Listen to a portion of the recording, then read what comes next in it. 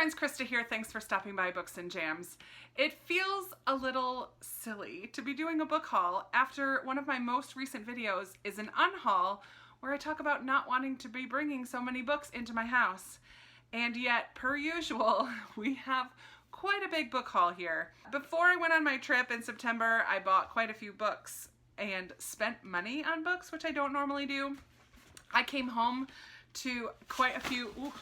I came home to a couple packages in the mail. I got sent quite a few books this month, which is very rare. And I did a thing. I re-signed up for Book of the Month. I couldn't resist, and I'm determined to read them a lot sooner than I've read the ones from a couple years ago when I was a part of Book of the Month. We'll get to that in just a minute. Let me just jump right in because I do, like I said, have quite a few books here to show you. So recently I stopped at a library and picked up 4 books off of the library sale shelf. I'm not going to actually show you this one because it is, you might have just caught a glimpse, it is a part of a gift for a project that I'm doing. So I'm not going to show you that one. This one is a replacement for a book that I already have, Black Rabbit Hall. I own the hardcover edition and I prefer paperbacks, so I will pass along the hardcover and keep this paperback, which was only 50 cents. Then I picked up Kingdom of the Blind, which is one of the newer Louise Penny books in her Armand Gamache mystery series, one that I don't yet have. So I'm slowly gathering all of them and I'm still on book 3. I think there are 15 now. So I'm not going to tell you anything about this except that it's almost a cozy mystery, but throughout the series we really get to know all of these characters who live in the town of Three Pines. I don't believe all the books take place in Three Pines. That would be kind of crazy if 15 different murders happen one a year in this town. But Armand Gamache is the detective who solves these mysteries, but we also just get to know a lot of the characters in the town, and I really love it so far and have heard such wonderful things. And I did hear Louise Penny speak last year at the National Book Festival, so I'm even more intrigued and interested in continuing on in her book series. And then another book that was on my Goodreads TBR is The Last Romantics by Tara Conklin. This is gorgeous and like foiled. This is a story that is set in New England. There's a poet who is asked what is the inspiration about one of her most famous poems, and she tells this story about her family.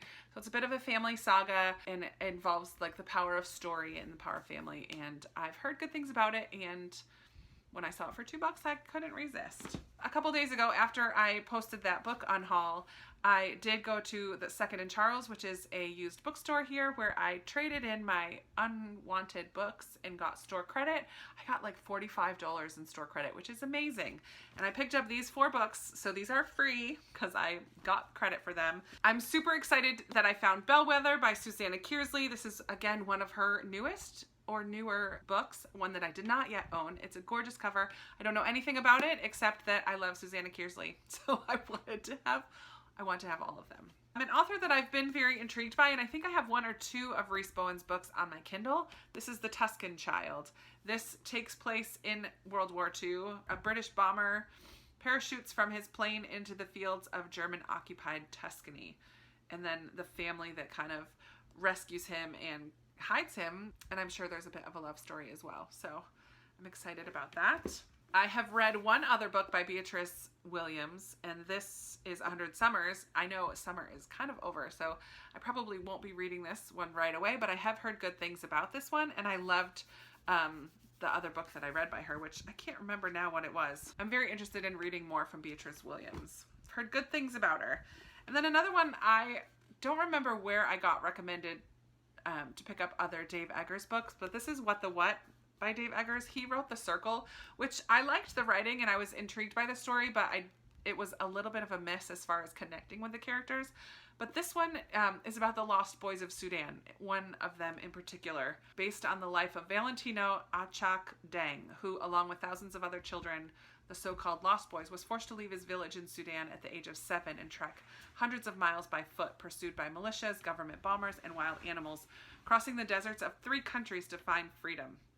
When he finally resettles in the United States, he finds a life full of promise, but also heartache and a myriad of new challenges. I think that this one is going to be very moving and emotional, and yeah, I am excited that I found that one. I went to a store called Ollies near me and spent some money on books. It's kind of like a warehouse. You never quite know what they're going to have, a little random, like Big Lots sort of store, even more random than Big Lots. But I found 3 books from Ollie's. One was only $3.99 for this gorgeous edition of Anne of Green Gables. This is the Puffin and Bloom, beautiful little editions that they have. It's kind of shorter than a normal hardcover, but I love Anne of Green Gables and am kind of starting to collect some prettier editions of it.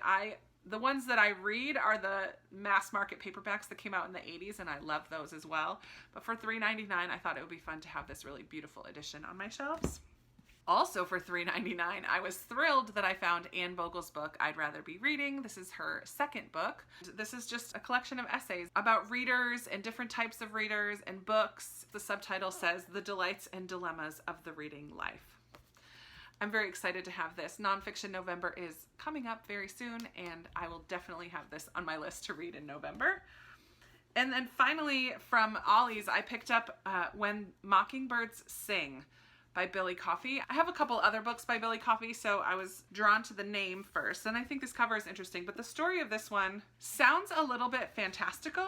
So we follow this girl, Leah, who is a child from a place called Away. She is isolated from her peers because of a stutter, but then she is very artistic, and she starts painting these scenes that kind of foreshadow events that are to happen and have a prophetic twist to these paintings that she does. When her paintings start to come true, the town starts to take notice of this young girl.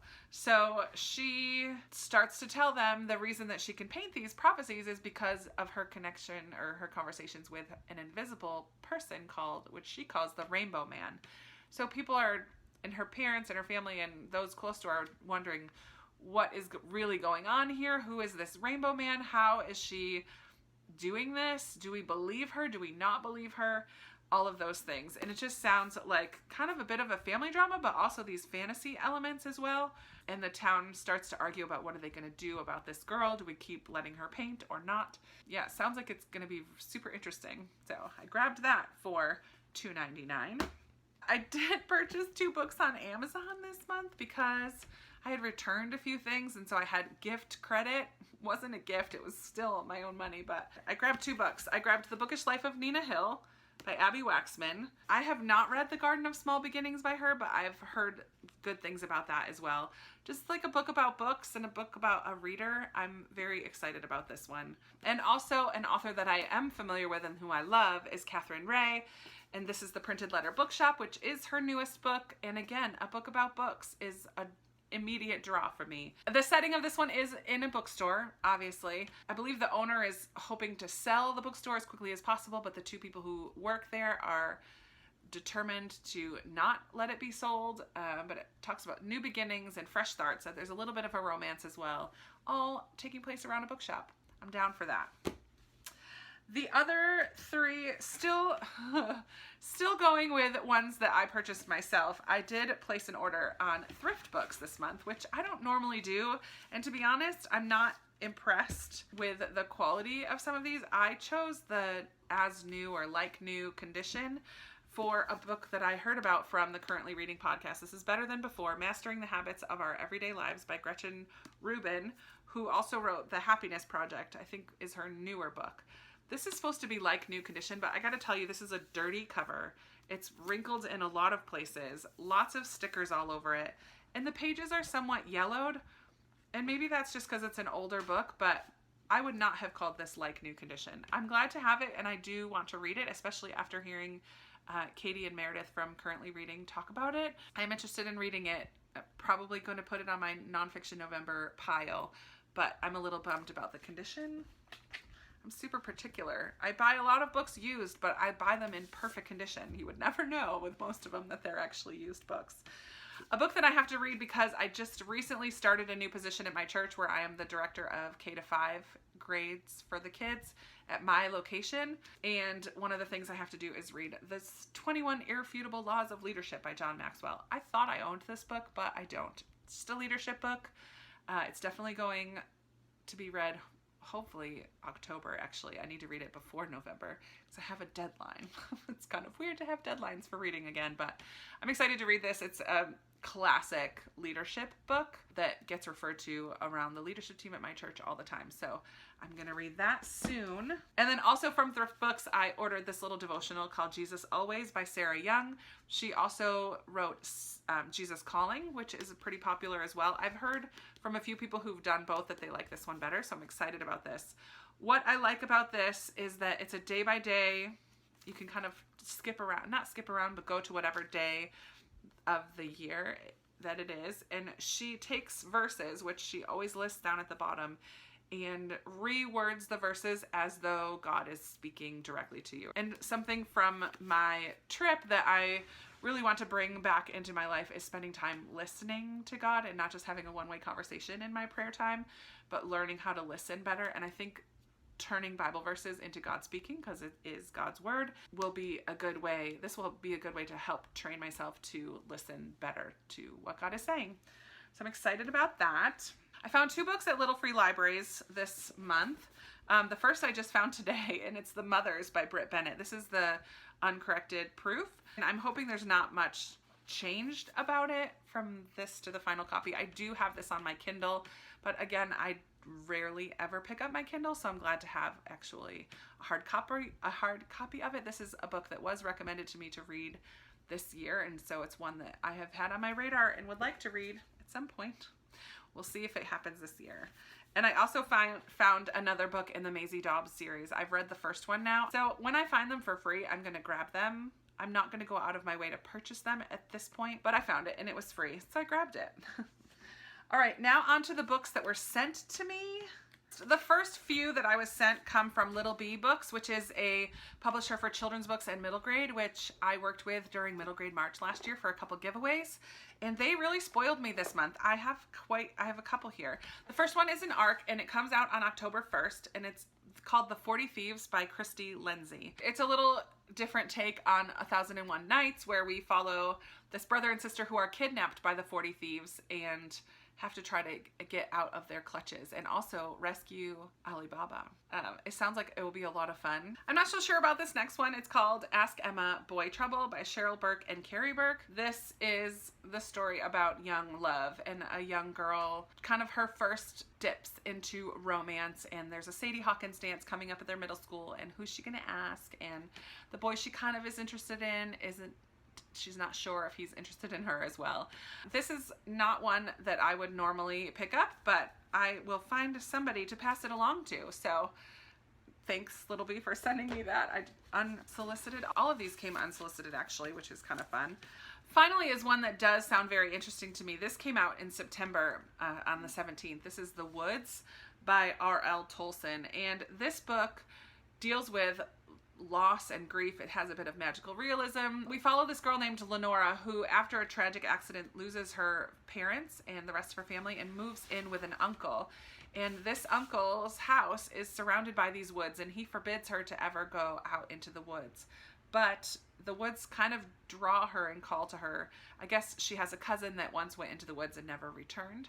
So there's some magical, fantastical element about these woods, and her grief is kind of drawing her to the woods. But maybe there's some peace to be found in the woods. We don't know. So this is one, I love books that deal with grief and loss in any kind of a way, especially books for children. So I'm very interested in reading this one. So thank you, Little Bee, for sending me those 3 books. Then I have 3 books that were sent to me by the Fiction Guild. The first 2 are YA. The first one is Romanoff by Nadine Brandes, and I am a huge fan of this cover. And I'm actually reading I Was Anastasia right now, which is another book focused on the Romanoff story, which I wasn't super familiar with. But this one, we follow Anastasia, or Nastya Romanoff, who her family is facing evacuation to Siberia and eventually a firing squad, if you know the story of the Romanovs in Russian history. So it's kind of a historical fiction, but I think there's a little magical twist to it, and also this mystery, and also a little bit of a love story. I'm very interested in reading this. I think it'll be a fun follow-up to read shortly after reading I Was Anastasia, so I'm super excited about this one. The second book I received from them is also a YA, and it's called To Best the Boys by Mary Weber. So in this one, we are in a world where women are oppressed and things are all set up for the success of the boys.